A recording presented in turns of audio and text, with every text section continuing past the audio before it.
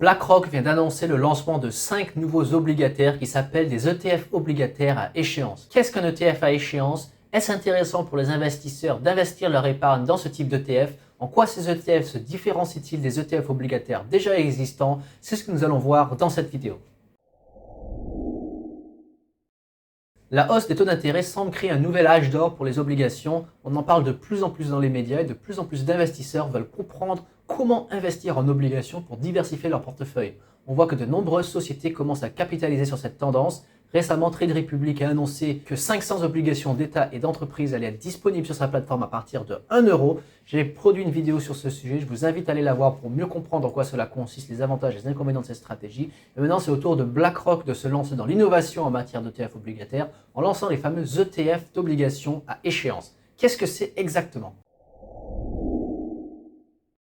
Un ETF obligataire à échéance est un ETF qui va adopter une stratégie qui est dite de portage. Cela veut dire qu'ils vont aller acheter des obligations d'État ou d'entreprise qui sont émises sur le marché primaire, ils vont les détenir jusqu'à échéance et à l'échéance de ces obligations, ils vont donc liquider la valeur liquidative du fonds et la redistribuer aux investisseurs. Il s'appelle ETF de portage parce qu'ils vont porter la dette jusqu'à échéance. Cette stratégie vise à éliminer la volatilité du cours des obligations sur le marché secondaire qui peut créer des moins-values dans les portefeuilles des investisseurs qui investissent dans les ETF obligataires classiques. Alors pour rappel, voici comment fonctionne une obligation. Une obligation, c'est un titre de créance qui est émis par une entreprise ou un État dans le but de financer des projets. Voici concrètement comment ça marche. Une entreprise va par exemple émettre une obligation de 1 000 € avec un taux d'intérêt de 5% et une durée de 5 ans. En achetant cette obligation, vous allez prêter 1 000 € à cette entreprise. Chaque année, vous allez toucher 5% d'intérêt et à la fin de la 5e année, vous allez obtenir le remboursement des 1 000 € que vous avez prêtés initialement. Votre gain sera donc des 5% que vous avez touchés pendant la durée de cette obligation. Une obligation classique, c'est ainsi que ça fonctionne et c'est assez simple à comprendre. Le gérant d'un ETF BlackRock obligataire à échéance va donc investir dans des obligations qui sont émises par des entreprises et des États, les détenir jusqu'à échéance et à l'échéance de ces obligations, ils vont rembourser les investisseurs qui ont investi. En quoi est-ce différent des ETF obligataires classiques qui existent déjà sur les marchés? Mais prenons l'exemple par exemple de l'ETF BlackRock iShares Treasury 1-3 ans. C'est un ETF dont le gérant a l'obligation de détenir des obligations qui ont une date de maturité entre 1 et 3 ans. Revenons à l'exemple de l'entreprise qui vient d'émettre une obligation d'une durée de 5 ans. Eh bien, lors de l'émission initiale de cette obligation, le gérant de l'ETF iShares 1-3 ans ne pourra pas acheter cette obligation parce que la date de maturité est plus longue que les dates de maturité qu'il doit inclure dans son ETF. Il va donc attendre 2 ans que la date de maturité de cette obligation tombe de 5 à 3 ans pour pouvoir l'acheter et l'intégrer dans son portefeuille. Or, il va acheter cette obligation sur le marché secondaire au cours du jour, peu importe le cours de cette obligation. Que l'obligation soit très chère ou peu chère, il va devoir l'acheter parce qu'il doit l'inclure dans son mandat.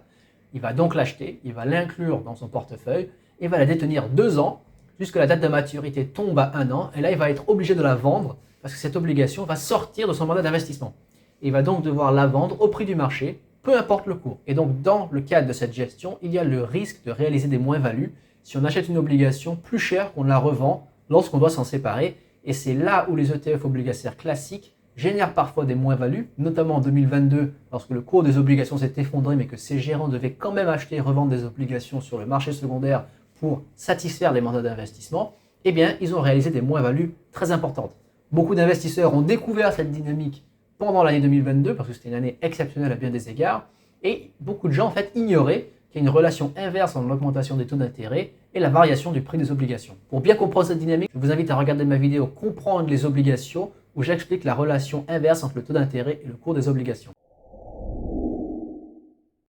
Et donc vu que beaucoup de gens se rendent compte que les ETF obligataires sont un peu plus risqués qu'on ne le pensait, BlackRock émet ces nouveaux types d'ETF obligataires afin de pouvoir éliminer le risque de volatilité en fait, du cours des obligations et leur impact négatif potentiel dans les portefeuilles des investisseurs. Alors, le risque qu'on peut identifier dans ces nouveaux types d'ETF obligataires, à part effectivement le risque de défaut des émetteurs, mais dans un ETF, il y a quand même beaucoup d'obligations différentes, donc le risque est minimisé grâce à la diversification.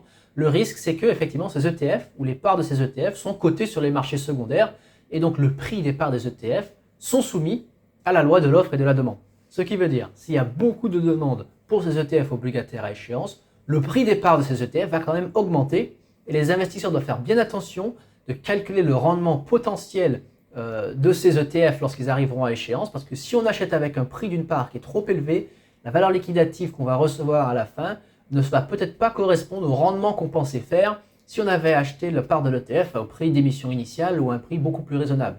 Donc faites bien attention lorsque vous achetez des parts de ces ETF que le prix de la part que vous achetez vous permettra de réaliser le gain que vous attendez par rapport au rendement annoncé initial lors de la création de ces ETF. C'est un point très important.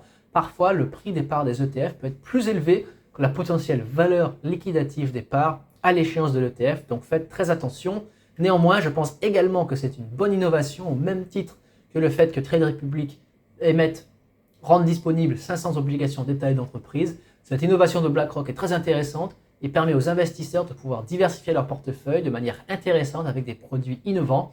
Cela dit, il faut quand même faire un peu attention avant d'investir pour bien se rendre compte si on achète un actif au prix juste et faire attention de ne pas acheter des actifs qui seront surévalués parce qu'il risque d'y avoir quand même pas mal de demandes pour ce type de produit. Si vous souhaitez en savoir plus, je vous invite à regarder mes autres vidéos sur les obligations. Vous pouvez regarder le live que j'ai organisé avec Vidéo Bourse où je parle un peu de ce sujet, mais je parle des obligations au sens large. Envoyez-moi un email team@didier-bondou.com.